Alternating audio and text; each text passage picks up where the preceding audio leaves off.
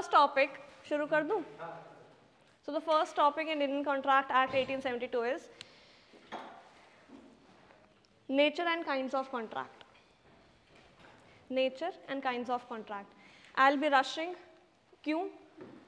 क्योंकि we have a lot of syllabus and we have less time. Not rushing for the day, but rushing throughout the syllabus. ठीक है?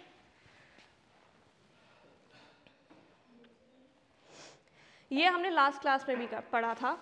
Just the basic thing. What is a contract? Offer or proposal plus acceptance is forms what? बताओ. Promise. Promise plus consideration is agreement. Agreement when enforceable by law is ठीक है. Even though this is the detailed explanation of what a contract is, but under section 2H of the Indian Contract Act, the contract is defined as an agreement enforceable by law. An agreement enforceable by law is a contract under section 2H. But background देना ज़रूरी था कि agreement कहाँ से आया. ठीक है.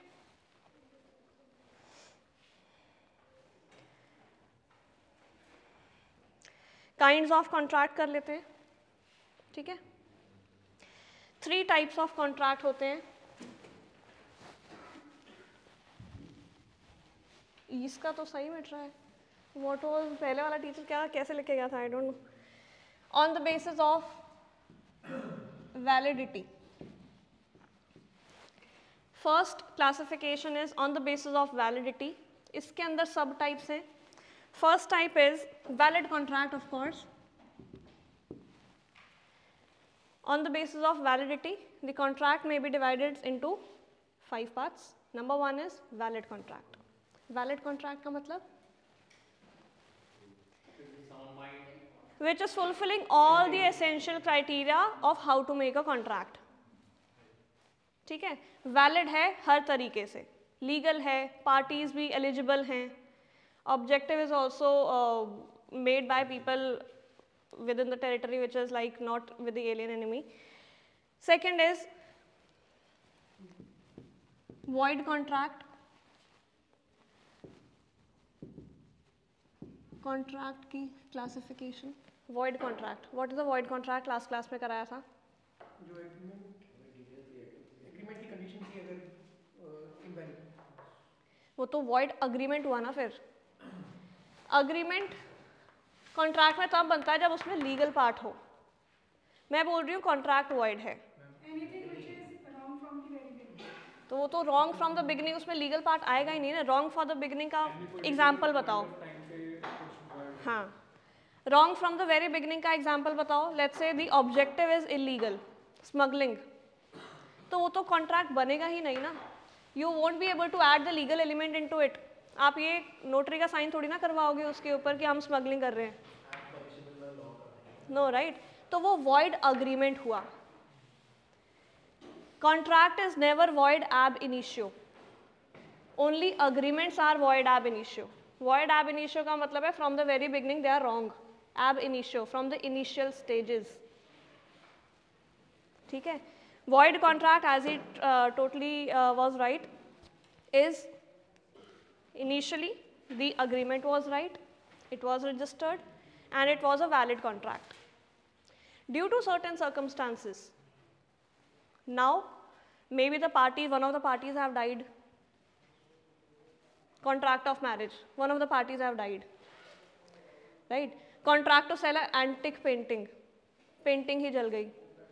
तो perfectly valid contract now has become inoperable, inoperational, non-functional, hence void contract. ठीक है. Got it? Voidable. ये भी बताया था क्या होता है.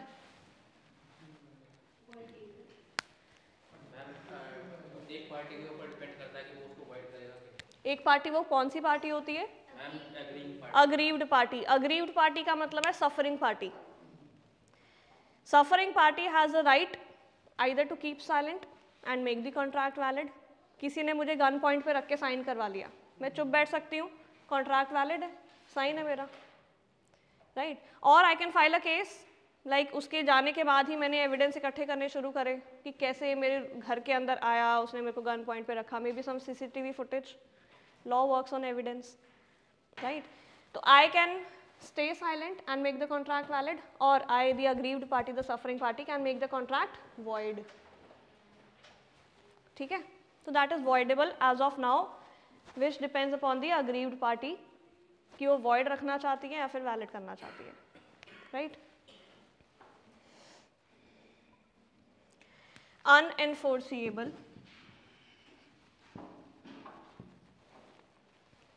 unenforceable, unenforceable का मतलब होता है that some part is missing, right, some stamp is missing, illegible letters में कुछ लिखा हुआ है, readable नहीं है, तो unenforceable हो गया। सब कुछ ठीक है, लीगल है, ऑब्जेक्टिव लीगल है, पार्टीज लीगल है, everything is okay, but due to technical defects the contract is not enforceable.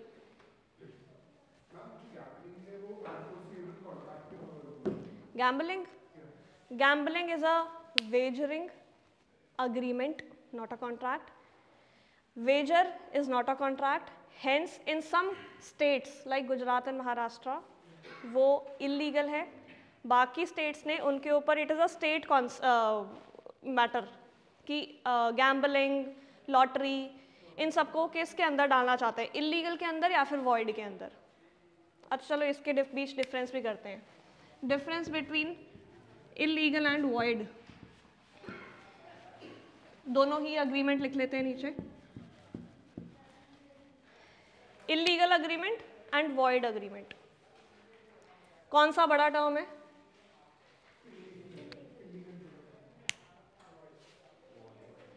All illegal agreements are void, but are all void agreements specifically illegal? Not necessarily, right. ज़रूरी तो नहीं है ना, void तो तब भी हो सकता है जब लेट्स से माइनर के साथ अग्रीमेंट करा आपने, इलीगल तो नहीं है। स्मगलिंग करिए, यस इलीगल है, hence void. But let's say agreement with a minor, ठीक है, it is not illegal in nature, it is void in nature.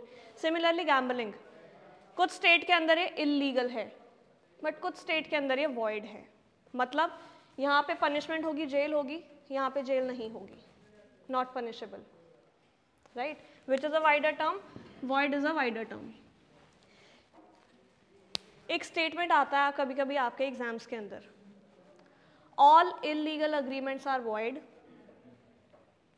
All illegal agreements are void, but all void agreements are not illegal, क्योंकि void और भी categories में हो सकता है, right. हो सकता है एक पार्ट इसका इलीगल है, एक पार्ट है इसका माइनर, और मे बी पार्टीज लिख लो, parties to agreement are not capable to enter into contract, right.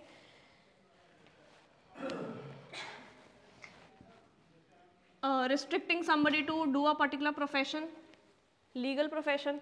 Let's say मैं किसी कंपनी में पार्टनर हूँ, पार्टनरशिप फर्म के अंदर पार्टनर हूँ, LLP के अंदर पार्टनर हूँ, ठीक है। जब तक मैं पार्टनर हूँ तब तक बाकी के पार्टनर मुझे रिस्ट्रिक्ट कर सकते हैं कि I do not carry on similar competing business. Correct है, लीगल है, वैलिड है, ठीक है। मुझसे वो साइन भी कराएंगे, वैलिड कॉन्ट्रैक्ट, ठीक है, टर्म्स ऑफ एम्प्लॉयमेंट के उसमें। बट जब मैंने वो पार्टनरशिप LLP छोड़ दी, क्या मैं उसके बाद भी कुछ सिमिलर नहीं कर सकती? कर सकती हूँ, राइट। तो restrict that same partnership, my old partnership in which I was a partner, restricting me from carrying on some competing business after I have left that previous partnership, that is void agreement, not illegal. Getting it? तो void के अलग अलग types हो सकते हैं, but illegal is specifically purpose is illegal, objective is illegal, ठीक है। ये टर्म भी आती है, समझ गए?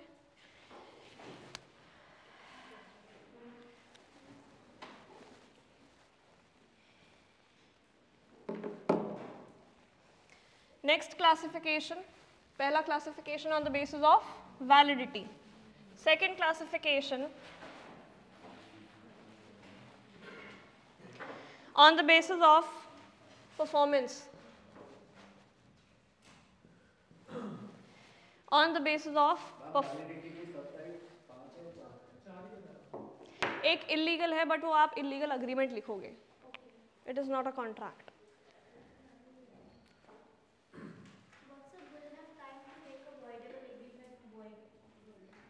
क्या, दोबारा बोलो. अग्रीमेंट तो शुरू से ही वॉइड है ना, voidable contract, right, that depends upon case to case. ये आपकी बुक में भी टाइम लिमिट नहीं लिखी हुई है, ये हर कोई जब भी कोर्ट में केस जाएगा केस टू केस डिपेंड करेगा. अब let's say me too movement बहुत पहले शुरू हुई थी, अब कोई 10 साल बाद मी टू मूवमेंट का क्लेम कर रहा है कि मुझे इसने हरास किया था, टाइम हैज़ गॉन. आप इमीडिएटली करो ना, right, when evidences can be found, right. Character certificate हर इंसान का आपका 6-6 महीने का देती है कंपनी, राइट, हर 6 महीने में कैरेक्टर सर्टिफिकेट चेंज होता है, राइट, पता नहीं होता इंसान 6 महीने में क्या बदल जाएगा.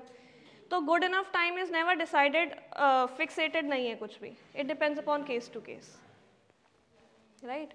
अब मान लो सेल थी, सेल मान लो 15 दिन की थी, आप 1 साल के बाद जा रहे हो कि मुझे उस सेल में कुछ डिफेक्ट मिला था, कोर्ट एंटरटेन ही नहीं करेगा, राइट.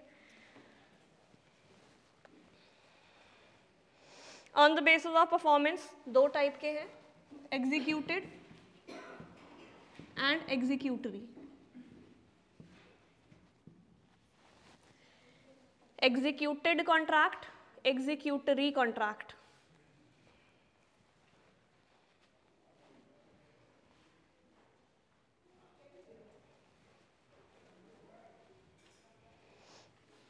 एग्जीक्यूटेड क्या मतलब है, एग्जीक्यूटेड पास्ट टेंस, ईडी लगाए, राइट, परफॉर्म हो चुका है, दोनों पार्टीज अपना पार्ट कर चुकी हैं, executed, nothing is remaining on any of the part of the parties.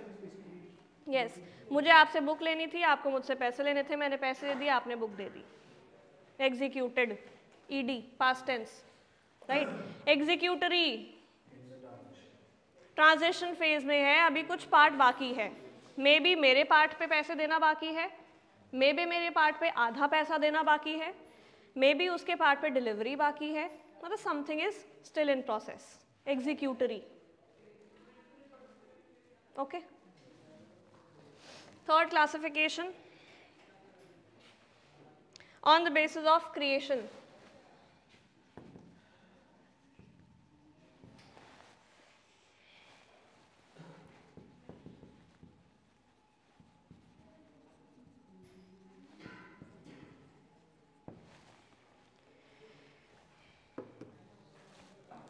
On the basis of creation. ये हम types of contract, kinds of contract कर रहे हैं, 3 हेडिंग के अंदर है. Third heading is on the basis of creation, how you are creating the contract. Number 1, express. Both the parties are expressing there willingness to offer and accept the terms of agreement. ठीक है, या तो call पे, या तो सामने बैठ के, या तो ईमेल पे, मतलब there is something, some conversation going on from both the parties ends. Implied का मतलब नहीं,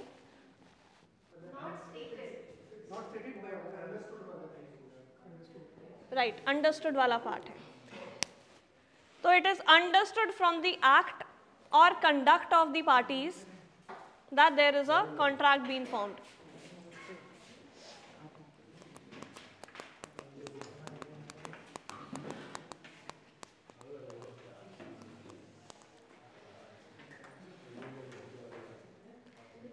बैठ जाओ, बैठ जाओ, बाहर बैठना है, बाहर भी बैठ सकते हो.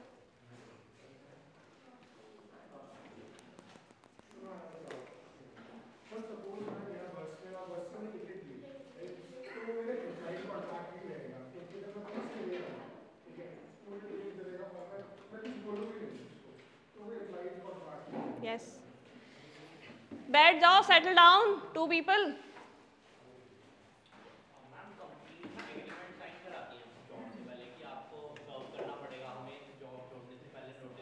हाँ मगर वो कंपल्सरी होगा अकॉर्डिंग टू लॉ, ऐसा कोई वो नहीं होता कि मतलब कंपनी अगर चाहे बंदा अगले दिन छोड़ दे तो वो क्या किस कैटेगरी में है? अगले दिन ही छोड़ दे तो फिर उसको एक्सपीरियंस सर्टिफिकेट नहीं मिलेगा. नहीं, but company is bound to give that. The agreement of employment. No discussions amongst yourselves. अगर वो इंसान केस कर देता है, company is bound to give certificate and the wages he have done. देना होता है सर्टिफिकेट, तो अग्रीमेंट वो करना होता है कि आप इंडक्शन हो रहा है आपका एक तरीके से, you are getting oriented with the policies of the your employment, your role, the company की क्या पॉलिसीज हैं, उसमें सब कुछ लिखा होता है. Yes, you have to sign it, company have to give it. नहीं दिया तो of course you can file a case कि मुझे ऑफिशियल कोई लेटर ही नहीं मिला है.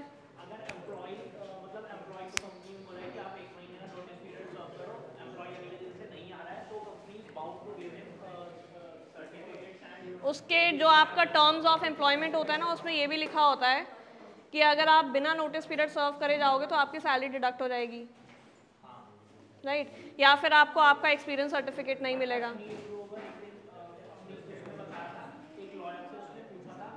Okay, let us do all these extra discussions in the last 15 minutes, please. Right? Okay. All right. No discussions amongst yourselves. Full concentration here, please. Express, दोनों parties ने कुछ communicate किया है. Communication can be either one-to-one physically or over call और या फिर आप email के through कर सकते हो. Implied, as he clearly stated that implied contract का मतलब है that act या conduct से पता लग रहा है कि contract बन गया है. Like आप बस में चढ़े, it is implied कि आपके पास या तो बस पास होगा या फिर आप टिकट लोगे. Right? Implied है. You are using the services, hence you have to pay for it. ठीक है? या फिर let's say there is an example mentioned in your books. एक कुली है, कुली ने आपका बैग उठाया रेलवे स्टेशन पे, आपने मना नहीं किया. अगर आपने मना नहीं किया तो it is implied from your act and conduct that you are accepting the services of kuli. Right? So it is an implied contract. Right? Similarly, all right, इसके 2 एग्जाम्पल लिख लो. Next comes Kasi contract. Kasi contract. Kasi contract is basically formed on the basis of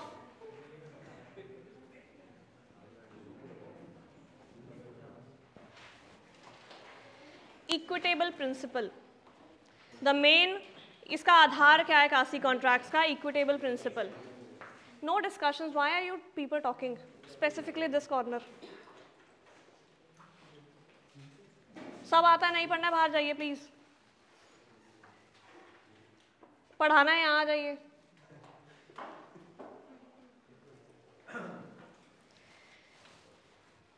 equitable principal का मतलब होता है that nobody else should be harmed, right? Like I should not be profiting myself by harming somebody else. जैसे कि मुझे किसी का wallet पड़ा हुआ मिला, I have multiple options. Number 1, I can ignore, nothing is happening. Number 2, immoral thing, पैसे जेब में डाले और निकल गई, immoral act. उसमें भी अगर मुझे किसी ने देखा नहीं, nothing will be done. तीसरा ऑप्शन कि I try to find the true owner of that wallet. Right? True owner अगर मैं फाइंड करने के लिए उस वॉलेट को उठाती हूँ, उसके अंदर पैन कार्ड है या फिर कोई कॉन्टैक्ट डिटेल्स हैं या फिर कोई एम्प्लॉय आईडी है, कुछ भी है, then quasi contract is applicable on to me and that person who has lost that wallet. Right? मतलब मुझे कुछ राइट्स मिलेंगे कासी कॉन्ट्रैक्ट के अंदर देन, एंड मेरी कुछ ड्यूटीज होंगी अंडर दिस कासी कॉन्ट्रैक्ट. ठीक है? कासी कॉन्ट्रैक्ट का अलग से टॉपिक है, will be doing that over there. Classification में कोई डाउट है पूछ लो। नेक्स्ट हेडिंग कॉन्ट्रैक्ट के अंदर ही, इंडियन कॉन्ट्रैक्ट के एक्ट के अंदर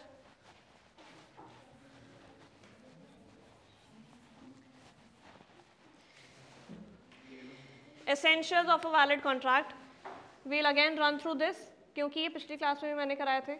essentials of a valid contract, और जो कॉन्ट्रैक्ट का मैंने इतना लंबा वो फ्लो चार्ट टाइप बनाया था उसके अंदर सब कुछ ऑलरेडी था। Number 1 essential is offer, there should be a valid offer, ठीक है, valid legal offer. Number 2 there should be acceptance of that particular offer, but acceptance should be unqualified, unconditional, right? Unqualified, unconditional एक ही बात है, and absolute. Absolute का मतलब है पूरा accept करो offer या पूरा reject करो offer. If you are counter offering, then you are not accepting that original offer, you are again offering something else to the other party. New offer बन जाएगा वो, you are changing the terms, ठीक है।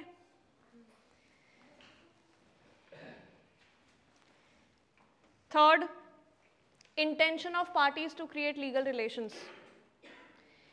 Both the parties should have the intention to create legal relation. Parties में intention होना चाहिए। मैंने पिछली बार एग्जांपल दिया था सोशल कॉन्ट्रैक्ट, सोशल अग्रीमेंट का, me inviting you all to dinner, remember social, I had no intention to make it into a contract. You people might have, right? So this was what कि दोनों parties का equal level नहीं है, consensus नहीं है एक ही चीज़ पे, right? One party may be wanting to make it into a valid legal contract, other parties कुछ भी हो चलेगा, right? तो अगर दोनों parties का एक जैसा intention है तभी equal contract बनेगा, तभी valid contract बनेगा, right? तीसरा point intention. Next, consideration. Consideration, remember consideration भी लिखा था यहाँ पे। Consideration का क्या मतलब है? Something in return. That something could be in cash or kind. Something in return, that something could be in cash or kind. ये मैं नोट लिख लो, एक एक वर्ड ही तो बता रही हूँ मैं, इसमें भी एक एक वर्ड ही लिखा है। कैश और kind. Consideration is something in return, could be cash और काइंड, ठीक है। Next essential is capacity of parties, that the parties should be capable to enter into contract, parties should be competent to enter into contract. Competent party, competent या फिर capable, क्या मतलब है इसका? 3-4 चीज़ें हैं उसके अंदर, अगेन ये अलग टॉपिक है, उसको हम अलग टॉपिक के अंदर करेंगे। Let us discuss a brief in, कुछ थोड़ा सा डिस्कस कर लेते हैं। Number 1 is party should be major, minor नहीं होनी चाहिए। सेकंड, साउंड माइंड, दिमागी हालत ऐसी होनी चाहिए कि वो साउंड डिसीजन ले सके, रैशनल डिसीजन ले सके। वेरी हाई फीवर है किसी को, that is also not considered as a sound mind. Very high fever 105, very high fever के अंदर भी क्या होता है? That person, right, person is not able to make proper judgments, right, कुछ हेलुसिनेशन का होने लग जाती हैं कभी कभी। तो उस सिचुएशन के अंदर भी अगर कॉन्ट्रैक्ट बना रहे हो, other party can file a case on you कि इसने गलत कॉन्ट्रैक्ट बनवाया है मुझसे, ठीक है। Second is sound mind. Third is what? parties should not be declared bankrupt, should not be insolvent, but उनके केस के अंदर there are some parts only which the party is restricted to. जैसे कि अगर इंसॉल्वेंट और bankruptcy का case है, then अगर आप कुछ प्रॉपर्टी बेच या खरीद रहे हो वो आप नहीं कर सकते हो। अगर आप कुछ बेनिफिट कर रहे हो, लेट्स से उस जो लोन है जो आप उधार में आपके पास है उसको पे करने के लिए अगर आप कुछ ऐसी चीज़ें कर रहे हो which will help you to pay off that loan, तो कोर्ट उसको ओके कर देगा। ओके, प्रॉपर्टी पे स्टे लगता है इंसॉल्वेंसी के टाइम पे। ऑल राइट, एलियन एनिमी नहीं होना चाहिए, alien enemy is what? Indian territorial borders के बाहर is alien, foreign. Enemy is war condition, ठीक है। आप उसके साथ, उस कंट्री के साथ उस टाइम पे डीलिंग नहीं कर सकते। After that condition, after that war has ended, war खत्म होने के बाद the contract may be resumed, दोनों पार्टीज के अग्रीमेंट के बाद।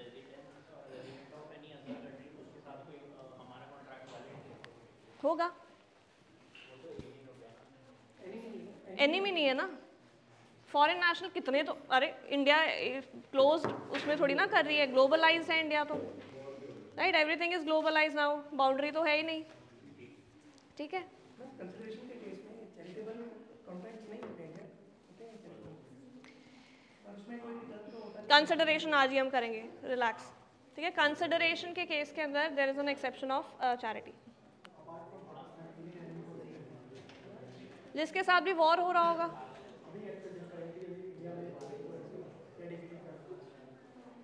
सर्च किसके साथ उन्होंने अपने बैरियर्स लगा दिए ट्रेड पे।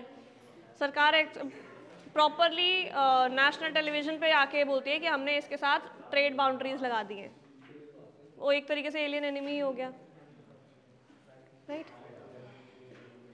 किसी किसी के साथ फ्री ट्रेड अग्रीमेंट्स होते हैं, तो दे आर फ्रेंडली रिलेशंस, ठीक है।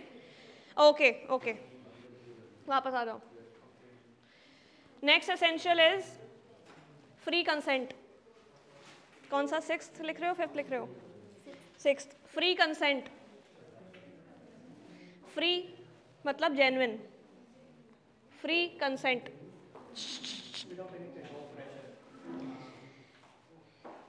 Without any pressure, without any threaten, without any dominant position का मिसयूज करते हुए, without any fraud, without any misrepresentation, the contract is being formed, without any coercion, COERCION मतलब physical या mental threat. Second, undue influence. First is coercion मतलब डराना धमकाना, second is undue influence कि एक person अपनी डोमिनेंट पोजीशन को miss use कर रहा है to take advantage from the other. Doctor patient, doctor कुछ भी बोलेगा पेशेंट मान लेगा। अनड्यू इन्फ्लुएंस, अनड्यू मतलब should not be there, influence, influence, ठीक है। थर्ड, फ्रॉड है इसी के अंदर, coercion, undue influence, fraud, comma, misrepresentation, miss representation,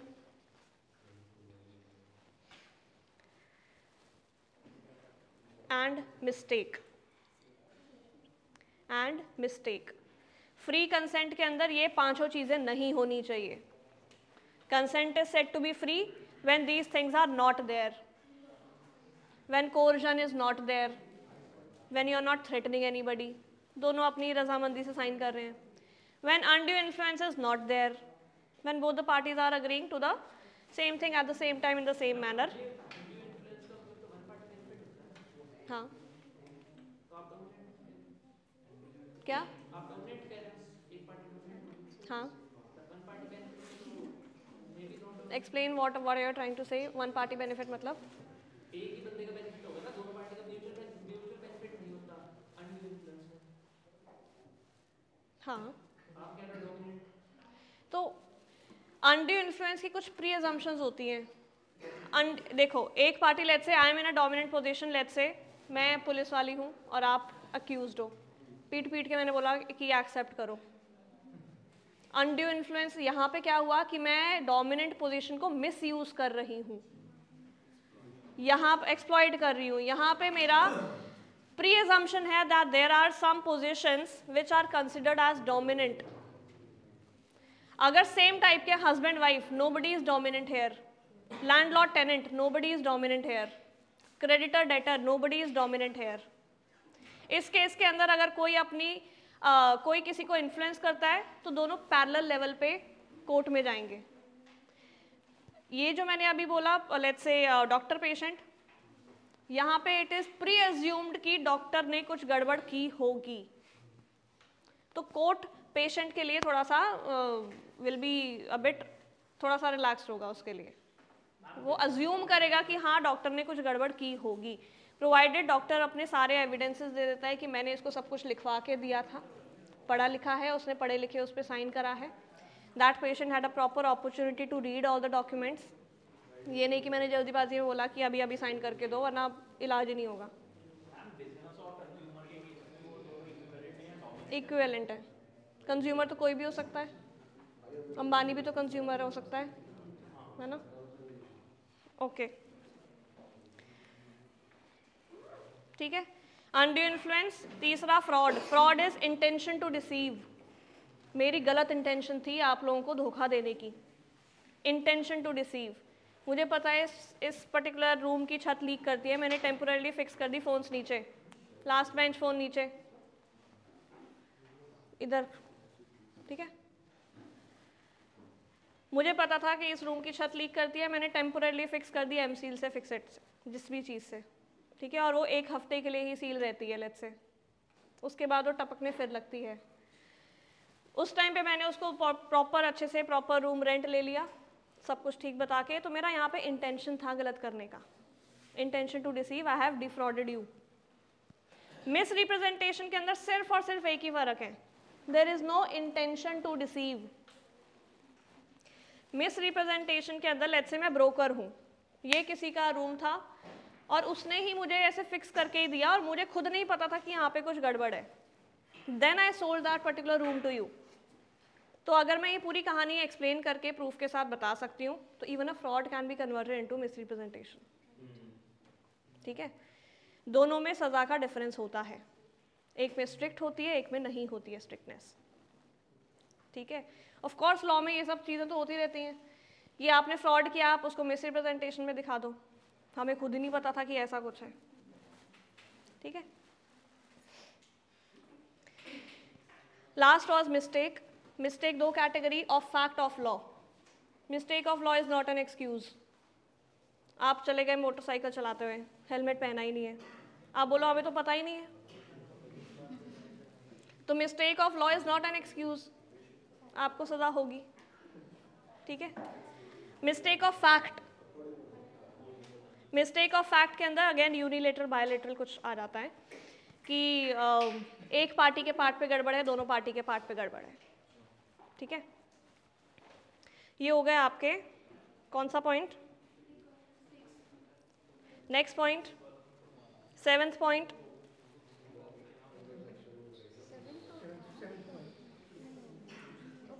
essentials of valid contract कर रहे हैं हम। इससे पहले हमने करा फ्री कंसेंट, ने फ्री कंसेंट के अंदर 5 चीजें, उसके बाद लिखो lawful objective, legal objective, legal objective,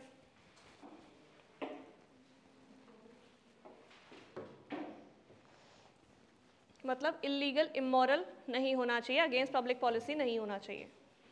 objective should be legal, moral and not against public policy, ठीक है।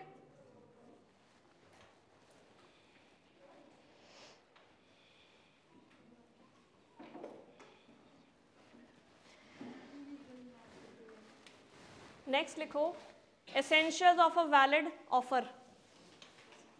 ऑफर बनाना है तो क्या क्या उसके एसेंशियल फीचर्स हैं, अगेन 1 वर्ड टाइप ही लिखवाऊंगी, डिटेल्स आप बुक से पढ़ना, डिटेल्स मैं बता भी रही हूँ सिंप्लीफाइड वर्जन में, ठीक है।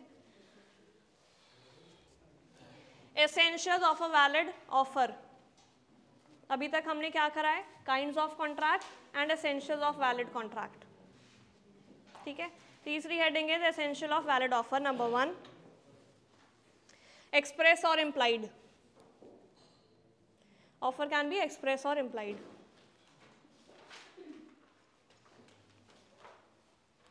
ठीक है। जैसे हमने टाइप्स ऑफ कॉन्ट्रैक्ट के अंदर पढ़ा था, कॉन्ट्रैक्ट कैन बी एक्सप्रेस और implied contract, offer can also be express offer और implied offer. Implied offer could be coolie carrying your luggage, he is offering your his services to you, ठीक है, जिसको आप एक्सेप्ट या रिजेक्ट करोगे उसको हाँ या ना बोल के, या चुप रह गए तो मतलब you are accepting his services, मना कर दिया तो रिजेक्ट कर दिया उसका ऑफर। एक्सप्रेस ऑफर बात हो रही है कॉल पे, मेल पे, सामने, इम्प्लाइड ऑफर एक्ट या कंडक्ट से पता लग रहा है, ठीक है। सेकंड,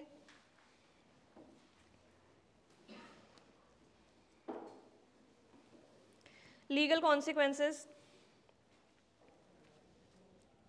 लीगल कॉन्सिक्वेंसेस इसी के अंदर social offers are not, social offers do not make a valid contract, social offers do not make a valid contract, इसी के अंदर लिख लो, social offers do not make a valid contract. Social offer, जिसने भी टॉप 5% में आया, I will take them to dinner, social offer, okay, will not make a valid contract. Third, terms of offer must B, terms of offer ये important है, terms of offer must B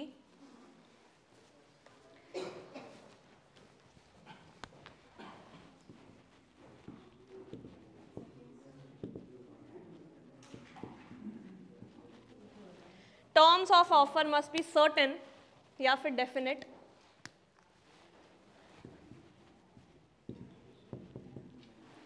not lose और वेग। Terms of offer must B definite या फिर certain, not loose और वेग। क्या मतलब हुआ इसका? एम्बिगुअस, हाँ, नॉट एम्बिगुअस भी कर सकते हो, not ambiguous. For example, any example that is coming to your mind? Let's say मैंने एक किराना स्टोर पे लिस्ट बना के दी, उसमें मैंने लिख दिया ऑयल, साइड पे लिख दिया 10 litres, what oil, which oil, right, kerosene oil, cooking oil, sunflower oil, कौन सा ऑयल?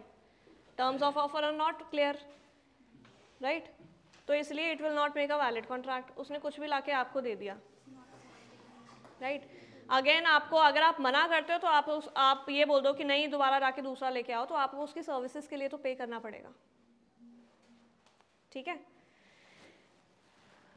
फॉर एग्जाम्पल, एक और एग्जाम्पल, वेगनेस का एग्जाम्पल, ये एग्जाम्पल जो अभी दिया that was uncertain, not definite. Vagueness का एग्जाम्पल हो गया, let's say I bought a racing horse, और मैंने बोला कि अगर ये horse proves to be lucky for me, I will be buying another horse from you. अब व्हाट इज लकी? कभी कभी तो हारने वाले पे भी तो हो जाता है, बहुत सारा पैसा बन जाता है। What is being lucky? ठीक है, तो that is a very vague term, lucky, profit, कितना अमाउंट करो, क्वांटिफाई करो उसको, ठीक है। तो terms of offer must be clear, definite, certain, not loose, vague और एम्बिगुअस, ठीक है। Next point, offer can be specific और जनरल, जनरल और स्पेसिफिक ऑफर, जनरल और स्पेसिफिक ऑफर, जनरल और specific offer. General offer is what? Applicable to anybody concerned, cell, right, बाहर आपने लिख दिया अपनी शॉप के सेल, 20% ऑफ, 50% ऑफ, जो देख रहा है वो अप्लाई कर रहा है, ठीक है। Whatever the terms of offer are, ठीक है, it is a general offer. Specific हो गया, लेट्स से आपको कोई टेक्स्ट मैसेज आया है कि आप ये कूपन कोड के साथ इतना और एक्स्ट्रा डिस्काउंट अवेल कर सकते हो, that is a specific offer, ठीक है। Let's say you are a loyal customer of some particular brand, तो आपके लिए एक्स्ट्रा एडिशनल ऑफ है, आपके लिए कुछ सर्विसेज फ्री हैं, ठीक है।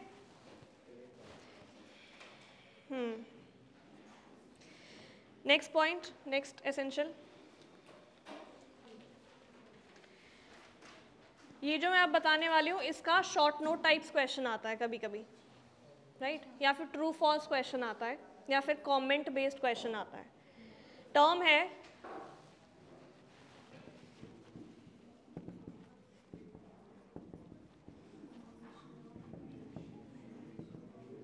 पढ़ूंगी मैं, रुक जाओ। Invitation to offer is not an offer. So everybody, invitation. Okay. Invitation to offer is not an offer.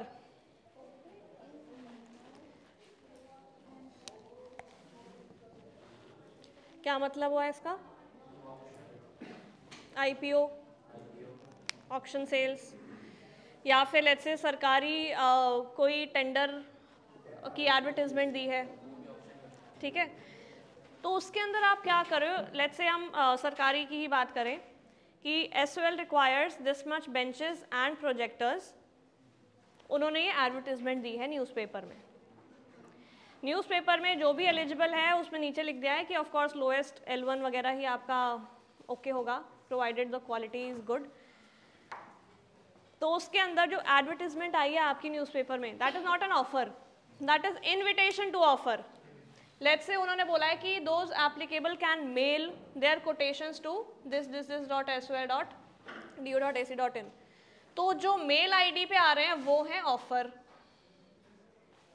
Offers, और SOL जिसको एक्सेप्ट करेगा दैट इज एक्सेप्टेंस, ठीक है। तो जो आपका न्यूज़पेपर में आया है that is invitation to offer, they are inviting quotations. तो मेल आईडी पे ऑफर आए हैं और then SOL will be selecting one of those offers. Attendance sheet जिसके पास है वो पीछे पास ऑन कर दे।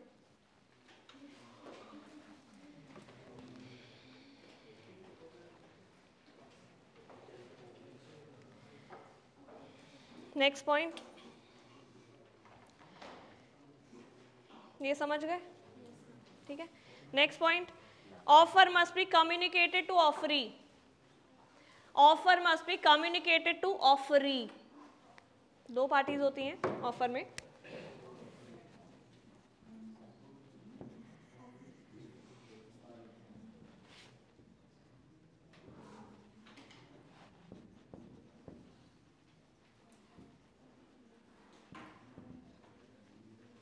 आफ्टर एक्सेप्टेंस ये वाली पार्टी एक्सेप्टर बन जाती है आफ्टर एक्सेप्टेंस, ठीक है। तो क्या मैंने टर्म बोली, offer must be communicated to the offeree. जो ऑफर दे रहा है ऑफरी को तो पता होना चाहिए अगर स्पेसिफिक ऑफर है तो, ठीक है। अब इसमें एक केस स्टडी है, लालमन शुक्ला वर्सेस गौरी दत्त। बताओ, तुम दोनों अलग अलग बैठो, पीछे जाओ, या तो पीछे जाओ या बाहर जाओ जल्दी, within like 5 seconds, 1 2। My offer was clear right, proper definite terms थी, स्पेसिफिक भी था, ओके।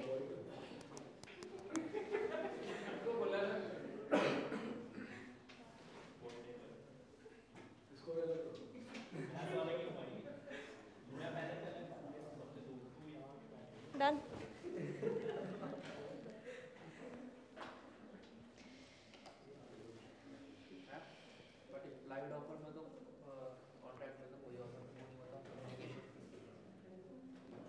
हाँ, बट उसमें एक्ट और कंडक्ट से इम्प्लाई हो रहा है सेम टाइम पे, at the same time with the same intentions. यहाँ पे मैं एक केस बताती हूँ। There was a case Lalman Shukla versus Gauri Datt, right. Lalman Shukla is the servant, Gauri Dutt is the master, ठीक है, मालिक है। लालमन शुक्ला का नेफ्यू खो गया, राइट। गौरी दत्त क्योंकि भाई ही इज अ सर्वेंट, तो sorry Lalman Shukla is a servant, hence Lalman Shukla ने इमीडिएटली रिस्पॉन्ड किया कि मैं ढूंढ के लेके आता हूँ, वही इमीडिएटली वेंट। 1 घंटा हो गया, मतलब 1 घंटा इतना नहीं आपके उसमें लिखा हुआ, but I am just exaggerating. 1 घंटा हो गया, बच्चा वापस नहीं आया, लालमन शुक्ला भी वापस नहीं आया। गौरी दत्त को लगा कि अब पता नहीं क्या हो गया, let me announce a reward. बहुत पुराना केस है इसलिए 500 रुपये रिवॉर्ड रखा गया कि जो भी मेरे नेफ्यू को लेके आएगा that person will be rewarded with ₹500, ठीक है।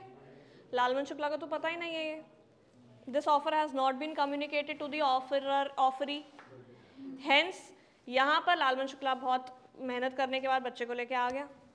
लालमन शुक्ला ने केस करा कि मुझे पैसा दो। उसने बोला नहीं मिलेगा, मैंने तुम्हें तो बोला ही था, तुम तो मेरे सर्वेंट हो, मैंने तो बाकी सबके लिए बोला था। जो कि सभा यहाँ पे आ गई थी इतना रोने पीटने के बाद, बच्चा खो गया, बच्चा खो गया, तो आए तो जाते हैं लोग पड़ोस वाले, राइट। तो बाकी सबके लिए ये था, आपके लिए नहीं था।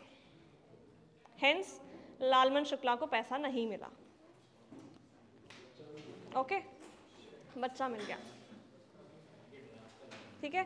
केस लिख लो इसके अंदर। जनरल ऑफर के अंदर भी no, it was not a general offer, the offer was specifically made to those people. अगर जनरल ऑफर होता तो अनाउंस करता, पूरे गांव में घूमता।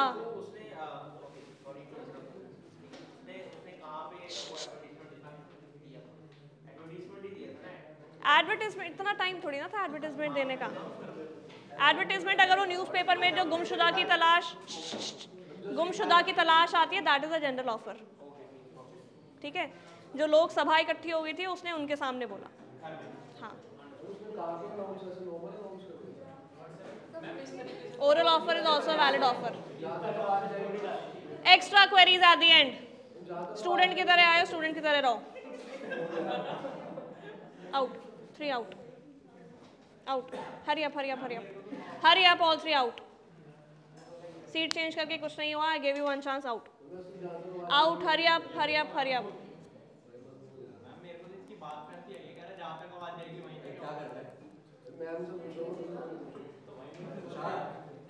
आउट, अरे जाओ जाओ, अब हो गया, this is the final decision, out.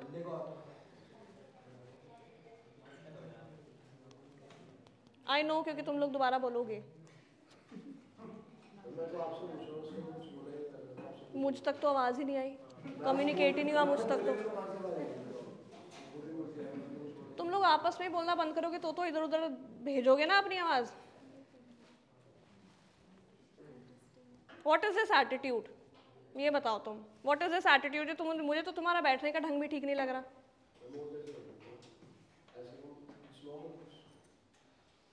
The kind of attitude on our face, like तुम बोल ही नहीं रहे थे, तुम बोल ही नहीं रहे थे, you are not speaking at all. It's okay, it's not okay to me, go outside please, out out out, hurry up, बाहर जाइए। What is okay? You will decide what's okay, what's not okay in the class. तो उसको भेजो, तुम्हारा दोस्त है ना, ask him to go out.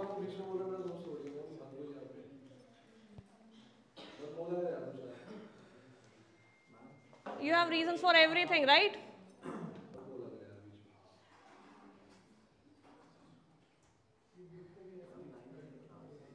The class is live, can you please continue?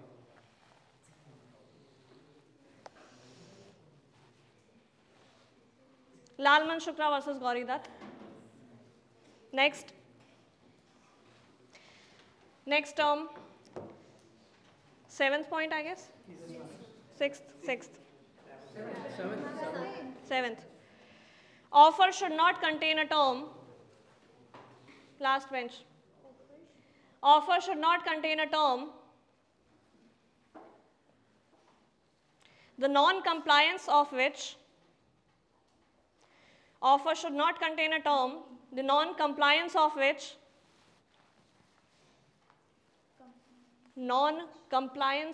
which amounts to acceptance. Offer should not contain a term, उस term की non compliance of which leads to acceptance. Example दूंगी, समझ में आ जाएगा। For example, 2 चीज़ें बोलती हूँ, बताओ कौन सा वैलिड है, कौन सा वैलिड नहीं है। पहली चीज़, मैंने ऑफर दिया और ये बोला 7 दिन के अंदर अंदर अगर आपने एक्सेप्ट नहीं किया तो दिस ऑफर इज लैप्स्ड। दूसरा, अगर 7 दिन के अंदर अंदर ये ऑफर एक्सेप्ट नहीं किया तो मैं एज्यूम कर लूंगी कि एक्सेप्ट हो गया।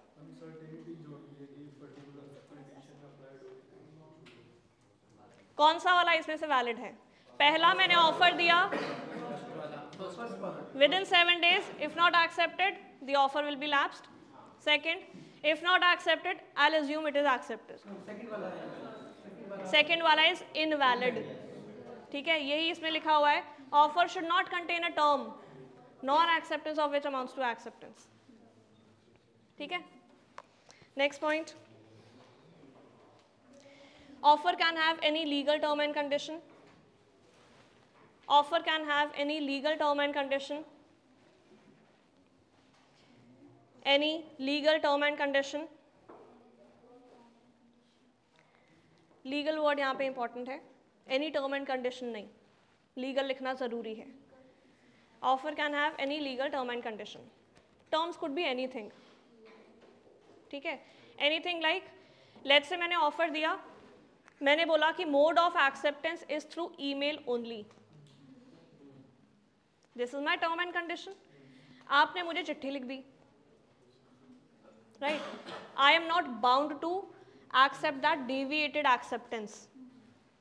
Okay? I can reject that deviated acceptance. Okay? Because terms and conditions have not been fulfilled. One of the terms and conditions. All of these, this is specified in the offer. Yes. अगर offer के अंदर एक या एक से ज़्यादा term and condition fulfil नहीं होती तो उसको क्या बोलते हैं? Breach. Breach of contract. If one or more of the terms and conditions mentioned in the contract is not fulfilled by any of the parties, not just offer, ठीक है? Then it is a breach of contract. यहाँ पे बीच में legal terms and conditions आना चाहिए या फिर only terms and conditions आना चाहिए? Terms and conditions in a contract will be legal only. Agreement plus law is equals to contract. ठीक है? तो आप कोई कॉन्ट्रैक्ट बिना लीगैलिटी के बना ही नहीं सकते. ठीक है. Next point. Cross offers do not make a contract. Cross offers do not make a contract.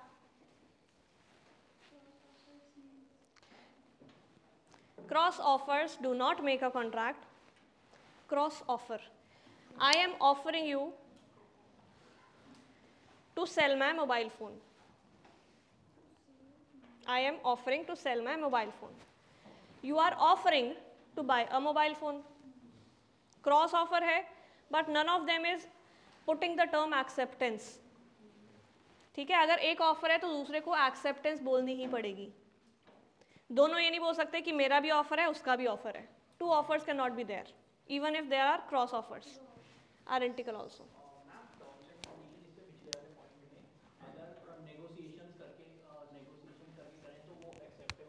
Yes, बिल्कुल. HR के साथ आप नेगोशिएट तो करते हो, इन्वेस्टर्स के साथ आप नेगोशिएट तो करते हो.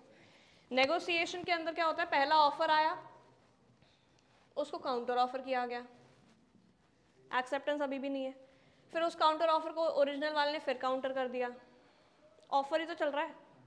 लास्ट में एक्सेप्टेंस होगी. ऑनलाइन ऑफर्स होती हैं, अगर हम क्योंकि उनमें ऐसा कोई लीगल वो नहीं होता, मतलब वो नोटरी वगैरह से भी नहीं होता, रजिस्ट्रेशन नहीं होता. हाँ. वो in the view of law वो लीगल है या फिर illegal? Let's say online shopping. नहीं, सपोज कोई ऐप है वो अपनी टर्म्स कंडीशंस बता रहा है तो वो हमने एक्सेप्ट कर ली, बट उसका कोई ऐसा लीगल तो वो नहीं है ना हम लोगों के बीच में जो कॉन्ट्रैक्ट हुआ हो कि किसी लॉ कंपनी रजिस्टर्ड है. ठीक है, कंपनी का पर्पस ही यही है. उसने अपने मेमोरेंडम ऑफ एसोसिएशन में लिखा ही यही है कि we will be offering this services to our clients. You are the client, you are accepting their offer, you are accepting their services, तो it is a bound contract. ठीक है. अगर वो अनरजिस्टर्ड फर्म है जो कि कुछ भी इलीगल कर रही है, of course not registered, unregistered है, कुछ भी इलीगल कर रहे हैं, then you both are suspected parties. कि अगर आपको पता ही नहीं था कि ये काम भी करती है कंपनी और वो कुछ और बेच के आपको कुछ और ट्रांसफ़र कर दिया, then you can file a case कि मुझे पता ही नहीं था कि इस कंपनी का एक्चुअल डीलिंग क्या है. क्या एक एग्जांपल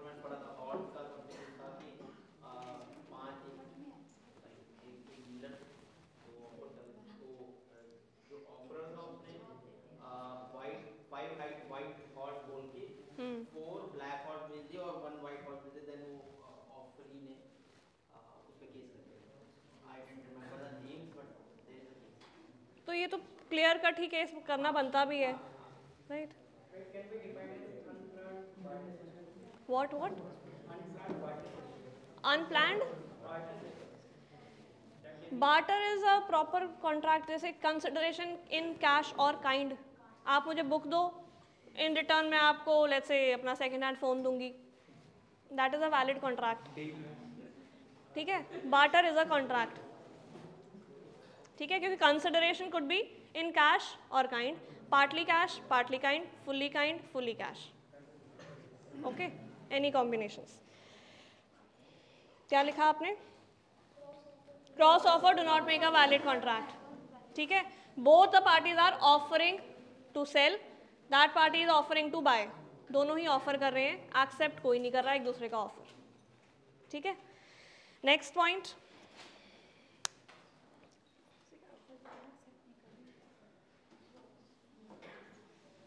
नेक्स्ट पॉइंट नहीं, बस एक वैसे लिख लो, एक explanation of the point, counter offer. Counter offer, what is a counter offer?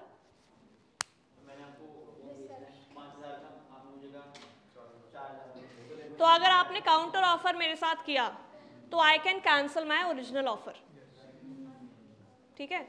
And मैं पार्टी ही चेंज कर सकती हूँ कि मुझे अब तुम्हें बेचना ही नहीं है, क्योंकि original offer for you stands discharged, ठीक है? अब मैं किसी और को अपना फ़ोन 5,000 में बेचूंगी क्योंकि वो बहुत ज़्यादा काउंटर ऑफर्स कर रहा था।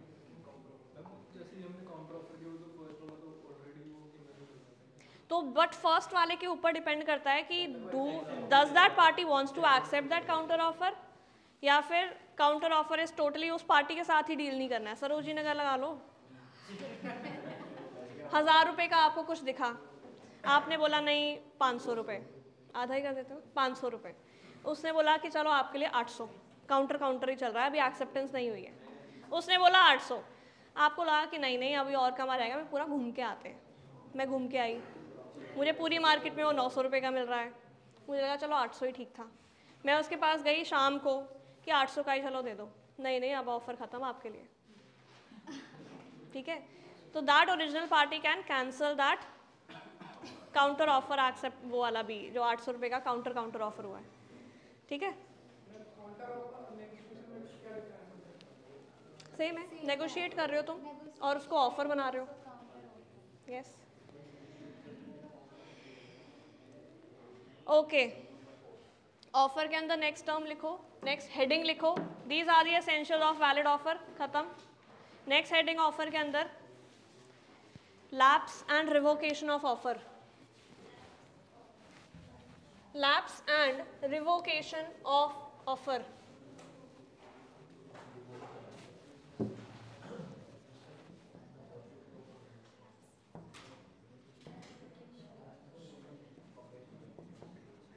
Lapse and revocation of offer, lapse का मतलब और रिवोकेशन का मतलब क्या अलग अलग है या सेम है?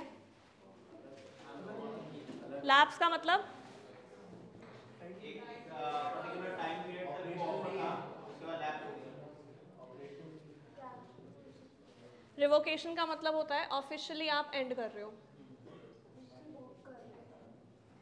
आप खुद रिवोक कर रहे हो। एक हफ्ते की सेल थी, आपने कट शॉर्ट करके 5 दिन कर दी, एक हफ्ते, that is revocation. Revocation is you are officially cut shorting the time period, you are officially ending. Lapse is एक हफ्ते की सेल थी, एक हफ्ता खत्म। रिवोकेशन इज एक हफ्ते की सेल थी, 5 दिन की कट शॉर्ट कर दी। मैम फिर आपको ऑफिशियली एंड ऑन टाइम मेरे से बाकी आपको, तो ये तो बस एक टाइम वाला एग्जाम्पल था, it could be other things also, right? Revoke कर रहे हो आप ऑफर, लेट्स से मेरे को एक प्रॉपर एक्सेप्टर मिल गया है, बाकी सबके लिए this offer is revoked. Party suitable party मिल गई, ऑफर नाउ इज रिवोक्ड, ठीक है? Number 1, lapse after specified time period. Number 1, lapse after specified time period. Lapse after specified time period. Time period खत्म,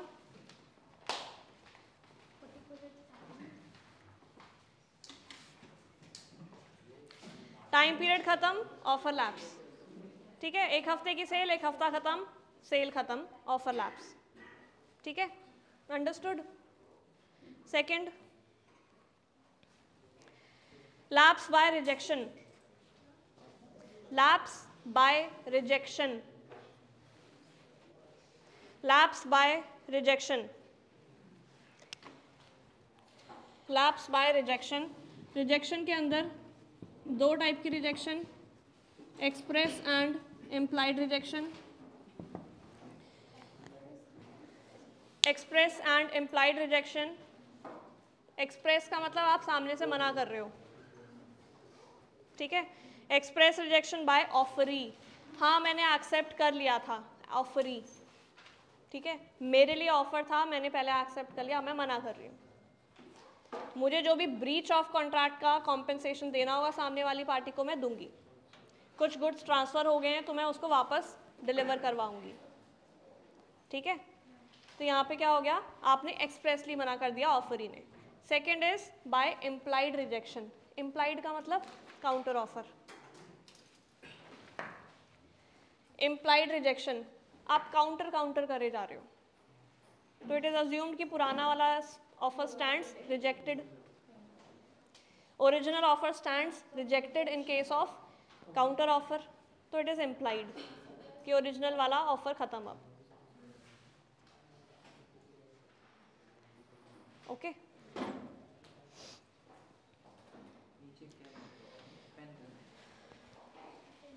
नेक्स्ट, अगला point, lapse by subsequent illegality, lapse by subsequent illegality, subsequent illegality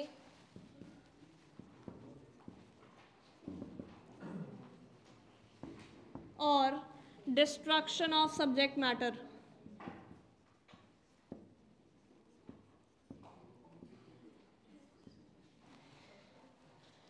subsequent illegality or destruction of subject matter।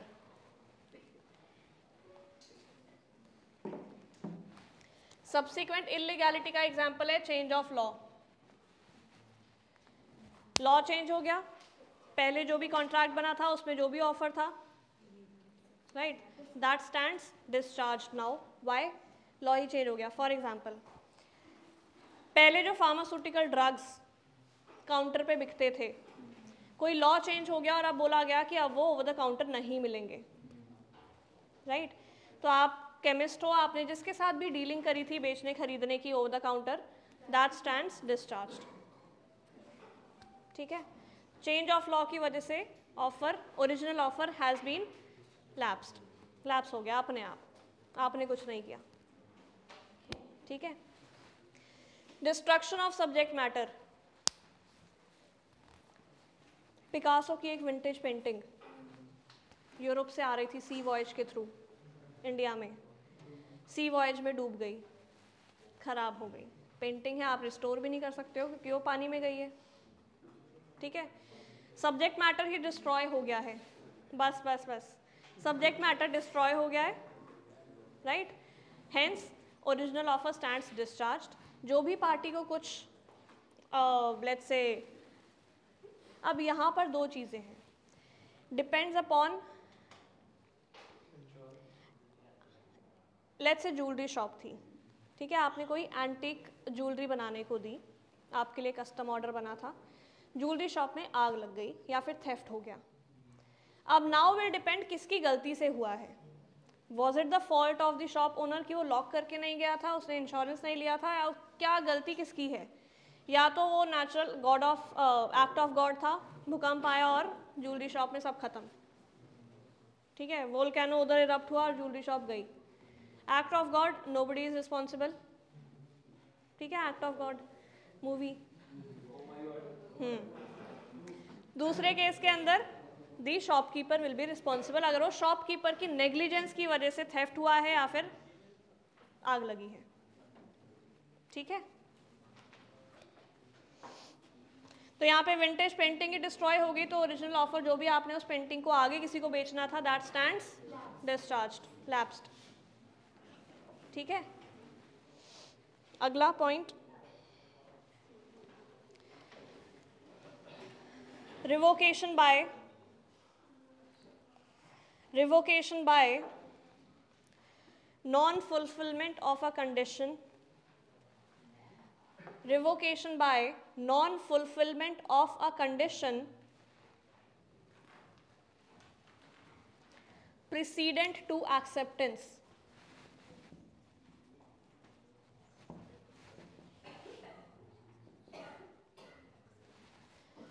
Non-fulfillment of condition precedent to acceptance, preceding the acceptance.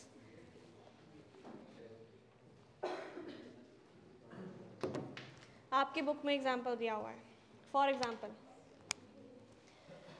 ए ने बोला कि I am ready to sell my motorcycle or car for ₹40,000 to you only if you join the gymkhana club in that area. Valid offer है, ठीक है. 40,000 में अपनी गाड़ी बेचने के लिए रेडी है, कंसिडरेशन भी है, वैलिड ऑफर है, वैलिड एक्सेप्टेंस भी है, राइट.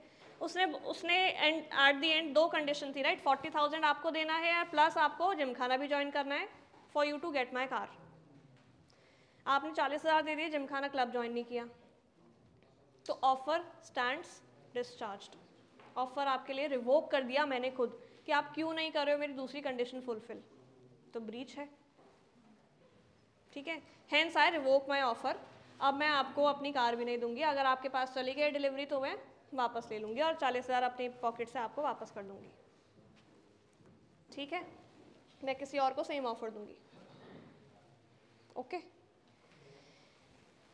कंडीशंस और भी बहुत सारी हो सकती हैं कि लेट्स से आपको ये नौकरी तभी मिलेगी जब आप बैंगलोर शिफ्ट होंगे, वर्क फ्रॉम होम अवेलेबल नहीं है, तो आप पहले शिफ्ट होंगे तब आपको ये नौकरी मिलेगी. आप शिफ्ट नहीं हो रहे हो बट आपको नौकरी चाहिए, राइट. तो टर्म्स ऑफ ऑफर आप फुलफिल नहीं कर रहे हो सारे, hence company will revoke that offer of employment, ठीक है. अगला point,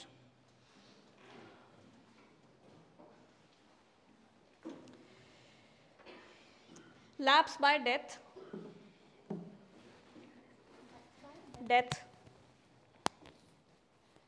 lapse by death or insanity. Lapse by death or insanity.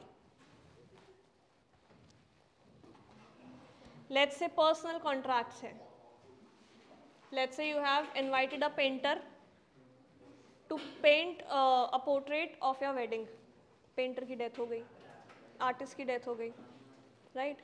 Offer is lapsed अपने आप, ठीक है. Contract of marriage, 2 people contracted कि हाँ हम शादी करेंगे, एक पार्टी की डेथ हो गई, right. Then it is lapsed अपने आप. Got it.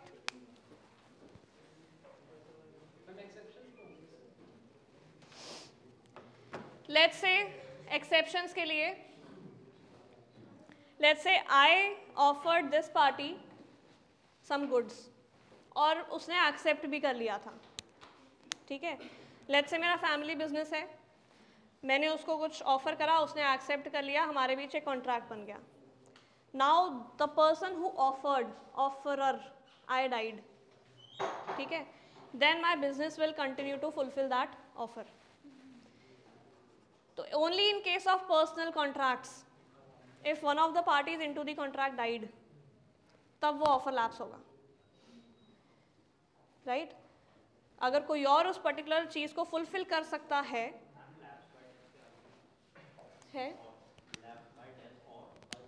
इंसैनिटी.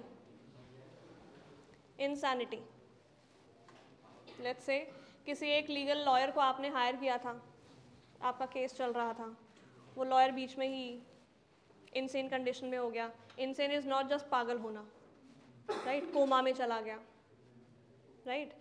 बहुत हाई फीवर हो गया और बहुत कंटिन्यूस टाइम तक वो रहा, तो during that time the offer is lapse कि अब आप उसको नहीं दोगे उस टाइम के लिए पैसा, आप उसको नहीं हायर करोगे, इंसानिटी हो गई है, ठीक है. या फिर आपका केस अभी लड़ने वाला था, वो अभी तक लड़ा नहीं है, तो आगे आप नहीं करोगे उससे डीलिंग, ठीक है, on the grounds that the offer is lapsed because of insanity of that party. ठीक है, ओके.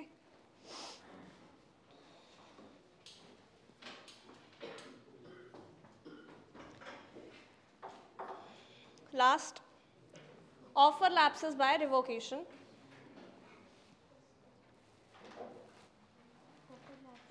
By revocation. Revocation मतलब the offerer is revoking, taking back its offer.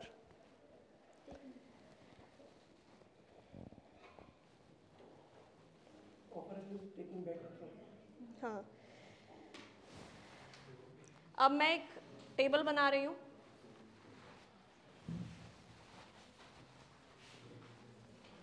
Regarding what I said just now,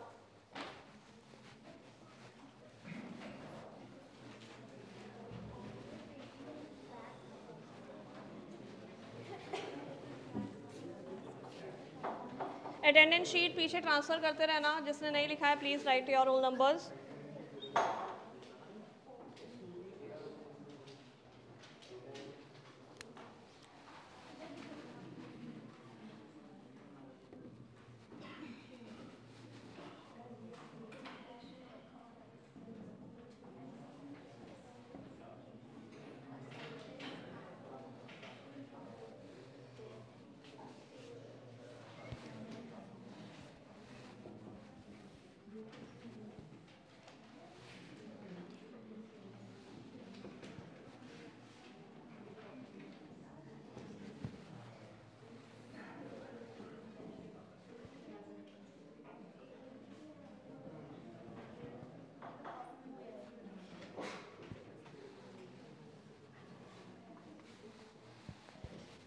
For simplicity, A or B.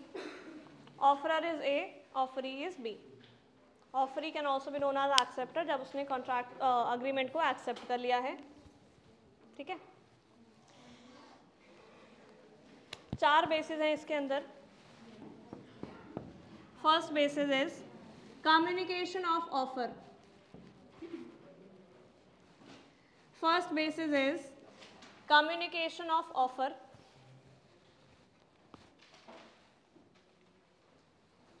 यहाँ पे लिखो when offer reaches offeree. Offer letter कर लो.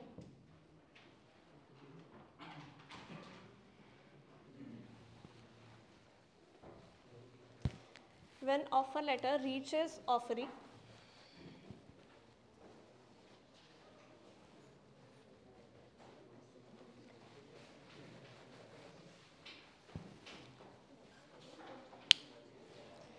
when offer letter reaches offeree, same यहाँ पर, same यहाँ पर, ये आपको रीड कैसे करना है. Communication of offer for offerer is completed when the offer letter reaches offeree. यहाँ पे कैसे रीड करना है. Communication of offer for offeree is completed when that letter offer letter reaches offeree. Let's say 8 August.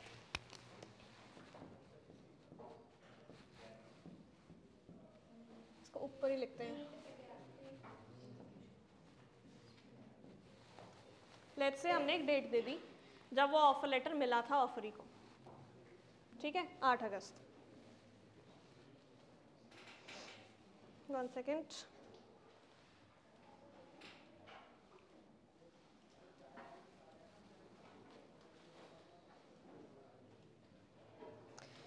Second point, communication of acceptance.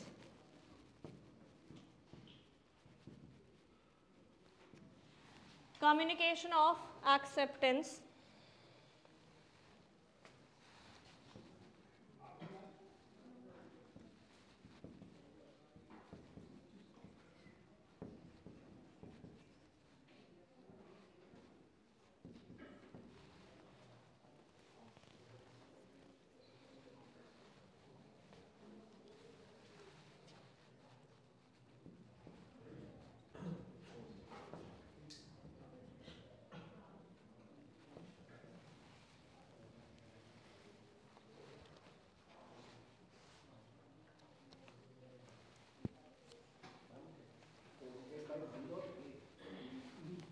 Post तो यही करेगा ना, acceptance letter. For offerer the communication of acceptance is completed, जब ये letter post कर रहा है जिस तारीख पे तारीख लिखी है उस पर। हाँ हाँ, वो एंड में मैं बताऊंगी, ठीक है। यहाँ पर इसको कैसे पता लगेगा, जब उसके पास पहुंच गया है, ठीक है। यहाँ पे डेट्स लिख लो। लेट्स से एक्सेप्टेंस लेटर मिल गया 8 अगस्त को, ठीक है। एक्सेप्टेंस ऑफर लेटर मिल गया 8 अगस्त को, एक्सेप्टेंस लेटर लेट्स से 9 अगस्त को पोस्ट हो रहा है,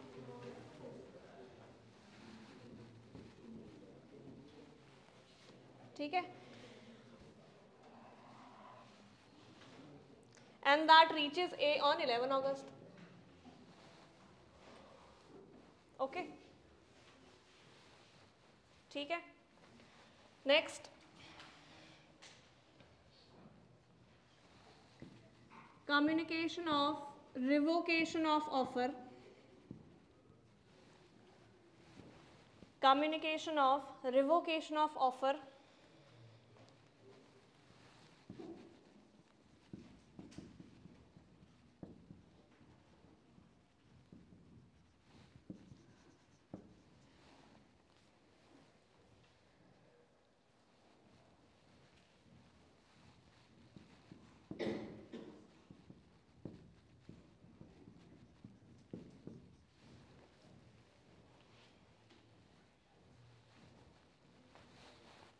ऑफर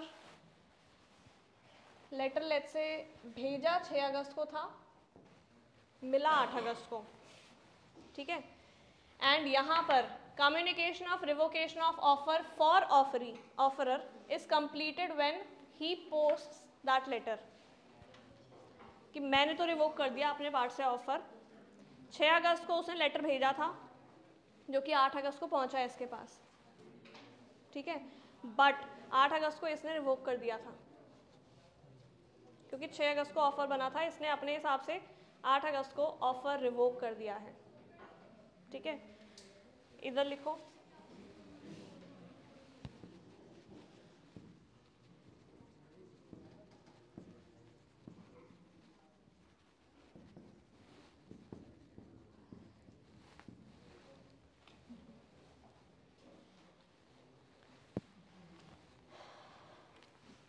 ए ने लेटर पोस्ट करा 8 अगस्त को, रिवोकेशन लेटर, जो कि इस तक पहुंचा 10 अगस्त तक, तो इस तक कंप्लीट हो गई है कम्युनिकेशन टिल 10 अगस्त। अभी आएगा ये जो तुम सोच रहे हो ना कि ये तो 11th वाला तो गलत हो गया, हाँ गलत ही है, ठीक है। Got it. जब यहाँ पे पहुंचेगा रिवोकेशन लेटर तभी तो इसको कम्युनिकेशन होगी, सपने थोड़ी ना आएंगे कि रिवोक हो गया ऑफर। जब इसके पास पहुंचेगा तभी तो इसे पता लगेगा कि ऑफर रिवोक हो गया है, ठीक है। Last, communication of revocation of acceptance. Acceptor भी तो रिजेक्ट कर सकता है अपनी एक्सेप्टेंस, है ना।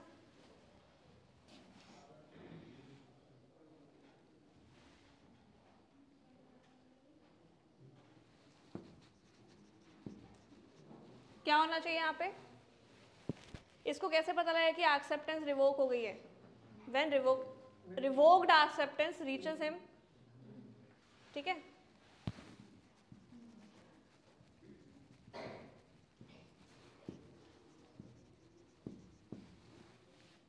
ठीक है, लेट्स से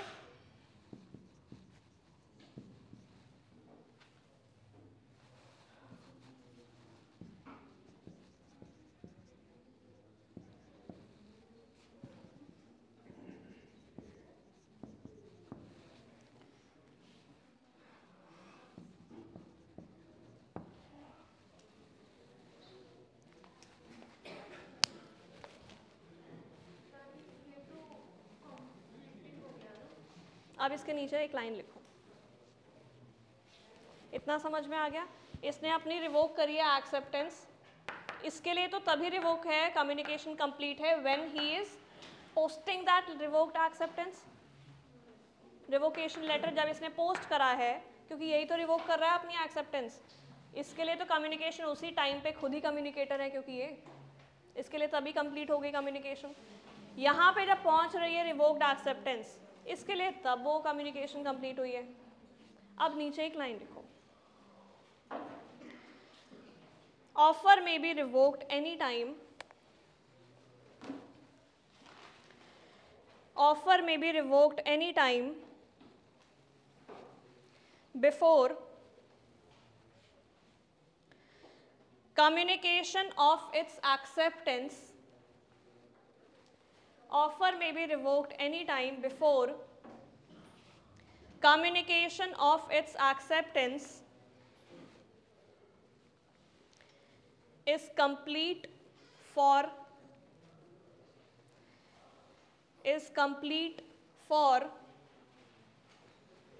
offerer.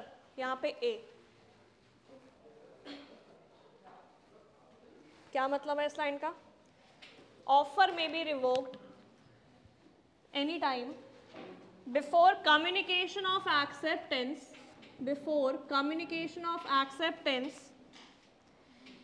Is complete against offerer. 9 अगस्त से पहले पहले रिवोक कर सकता है, ठीक है। 9 अगस्त से पहले क्यों रिवोक कर सकता है? क्योंकि अगर उसके बाद इसने एक्सेप्ट कर लिया then he won't be able to revoke his offer, फिर ब्रीच हो जाएगा, वो रिवोक नहीं होगा, ठीक है। सेकेंड पॉइंट लिखो, acceptance may be revoked any time, acceptance may be revoked any time before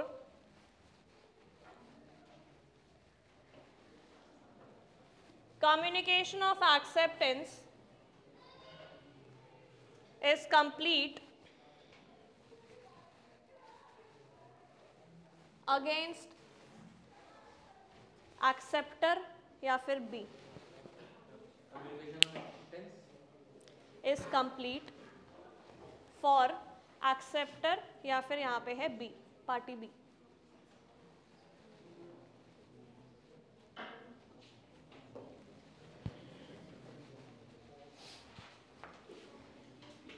ग्यारह अगस्त के बाद अगर ये रिवोक करता है तो उस तक तो पहुंच गई इंफॉर्मेशन। 11 अगस्त को उसको लेटर मिल चुका है एक्सेप्टेंस का, उससे पहले पहले रिवोक कर दे तो ठीक है एक्सेप्टेंस को, अदरवाइज नॉट एप्लीकेबल, ठीक है। ओके,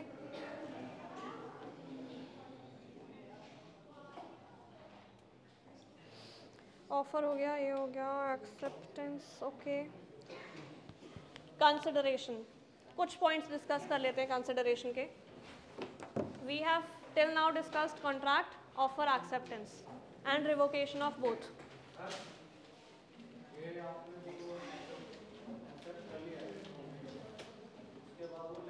मैं कौन हूँ? मैं एक्सेप्टर, ओके। मैंने एक्सेप्ट कर लिया है ऑफर, ओके। हाँ,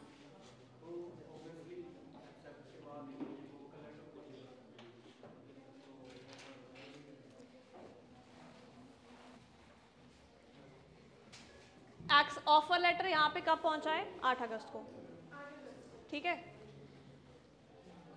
मैंने 10 अगस्त को ही रिवोक कर दिया, ठीक है। नहीं, तब भी नहीं होगा।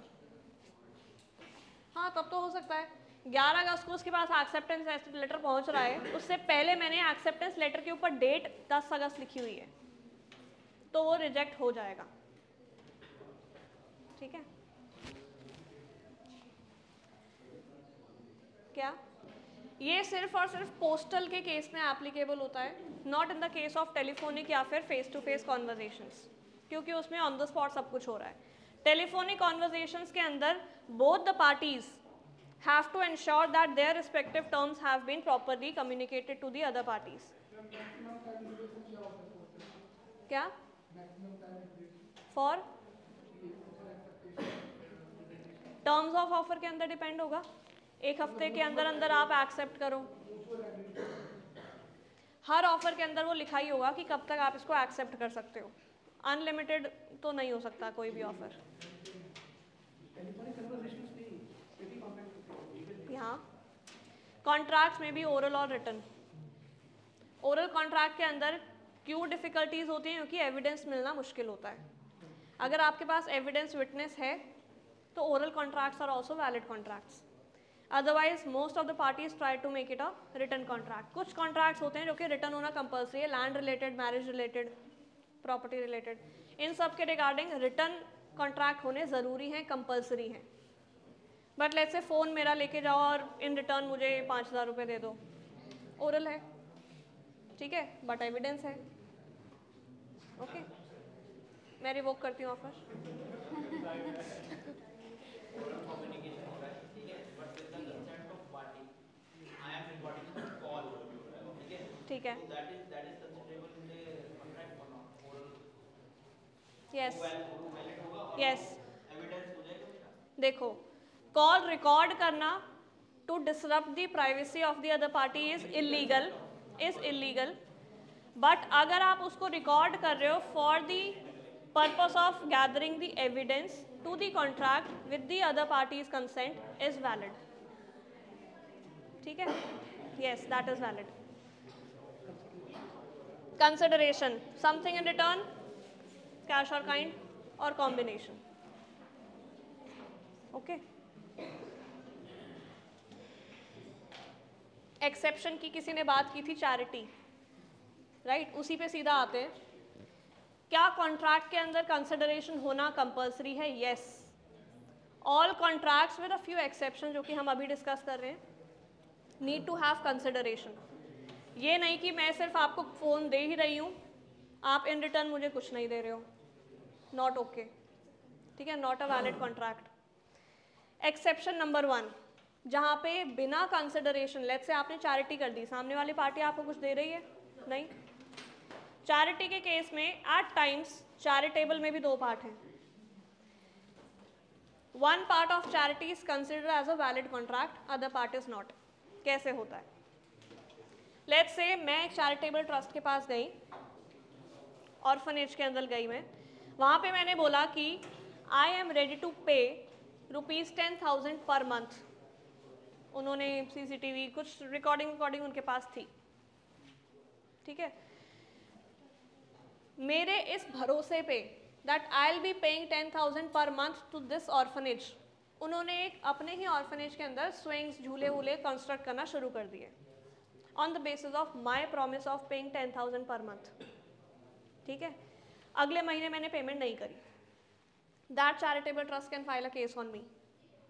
मैंने आधा अधूरा कॉन्ट्रैक्ट एक्ट पढ़ा था, मैंने बोला कि ये तो वन साइडेड कंसिडरेशन है, one sided consideration is never valid, hence not a valid contract. आप मुझ पे केस फाइल क्यों कर रहे हो, राइट? वन साइडेड कंसिडरेशन का मतलब मैं आपको फ़ोन दे रही हूँ, फ़ोन फट गया, मेरी जिम्मेदारी नहीं है, ठीक है, क्योंकि मैंने आपसे इन रिटर्न कुछ लिया ही नहीं, right? You can not file a case on me then, इस केस के अंदर, फ़ोन वाले केस के अंदर। बट अगर मैं चैरिटेबल ट्रस्ट को पैसा दे रही हूँ पर मंथ, उस भरोसे पे वो कुछ काम कर रहे हैं, then I am liable to pay. अगर चैरिटेबल ट्रस्ट कुछ काम नहीं कर रहा है मेरे भरोसे पे, then I am not liable to pay. Hence charitable trust को ये दिखाना पड़ेगा कि इनके प्रॉमिस के बाद से ही हमने कॉन्ट्रैक्ट दिया पार्क कंस्ट्रक्शन का, hence I am then liable to pay, ठीक है, ओके। एजेंसी कॉन्ट्रैक्ट्स एक्सेप्शन है। Contracts of agency need not have valid consideration. मतलब एजेंसी कॉन्ट्रैक्ट क्या होता है? हाँ, 2 parties are there, agent and principal. Principal is the main party, agent appoint करती है, एजेंट क्लाइंट के लिए काम करता है। क्लाइंट एजेंट किसको रिप्रेजेंट कर रहा है? प्रिंसिपल को, ठीक है। प्रिंसिपल बिना पैसे दिए भी एजेंट से काम करवा सकता है and that agent can hold principal liable provided agent is acting within the scope of authority. Agent का काम है सिक्योरिटी देना, किसी को गोली नहीं मार देना, ठीक है। एजेंट का काम है सिक्योरिटी देना, 1 महीने से पैसा नहीं मिला, ठीक है, एजेंट ने किसी को गोली मार दी, क्या वो उस एक्ट के लिए प्रिंसिपल को लायबल ठहराएगा? नहीं, because that was beyond his scope of authority. Unless and until कुछ ज़्यादा ही नेशनल सिक्योरिटी का इशू है तब आप गोली चला सकते हो, ठीक है, बट ऐसे ही किसी पे भी कर दिया कि मैं तो भाई डिफेंस कर रहा हूँ। अगर सिक्योरिटी प्रोवाइड नहीं करता है देन प्रिंसिपल इज लाइबल। क्या दोबारा बोलो? सिक्योरिटी प्रोवाइड नहीं करता है एजेंट, हाँ। Principal is liable. हाँ, अगर उसने यूनिफॉर्म पहनी हुई है, लिखा हुआ है ब्लैक कैट, कुछ भी जो भी लिखा हुआ है, नॉट ब्लैक कैट, कुछ भी लिखा हुआ है, जैसे टाइगर लिखा हुआ है, हाँ, एनी सिक्योरिटी फोर्स यूनिफॉर्म में काम नहीं कर रहा है, प्रिंसिपल इज लायबल, राइट। अगर काम नहीं कर रहा है, प्रिंसिपल ने ही डॉक्यूमेंट में लिख के दिया है कि आपको ये चीज़ें करनी है, ये चीज़ें नहीं करनी है, जो चीज़ें करनी है वो कर रहा है, प्रिंसिपल इज लायबल, जो चीज़ें नहीं करनी वो नहीं कर रहा है, principal is liable. If the agent is acting beyond his scope or is not acting at all what is mentioned in his scope, then agent is liable. Principal ने तो बोला है ना कि काम करो, एजेंट ही काम नहीं कर रहा, एजेंट इज लायबल। प्रिंसिपल ने बोला है काम करो, इतना ही काम करो, वो इतना काम कर रहा है, एक्स्ट्रा के लिए एजेंट हिमसेल्फ इज लायबल। ठीक है, okay.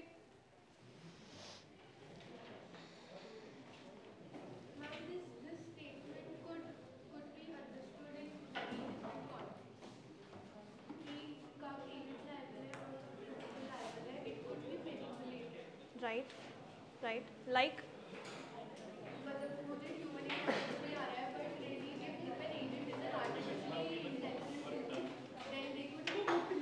why would agent be an artificially intelligent tool?